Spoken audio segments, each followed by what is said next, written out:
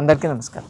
Constipation ఈ problem నుంచి బయటపడాలని ప్రతి ఒక్కరికి ఉంటుంది. చాలామంది రేపు పొద్దున నాకు మోషన్ అవుద్దా కాదని ఈ రోజు నైట్ నుంచి టెన్షన్ పడడం మొదలు పెడతారు. అంత క్రానిక్ ప్రాబ్లమ్స్ వస్తూ ఉన్నాయి. మీరు చేయాల్సింది ఏమీ లేదు. పొద్దున లేవగానే ఒక 2 స్పూన్ల ఆముదం, దాంతోపాటు 1 స్పూను తేనె కలిపేసి నాకి తినేసేయండి. దాని తర్వాత ప్రతి 15 నిమిషాలకి 1 కప్పు వేడి నీళ్లు తాగుతూ ఉండాలి.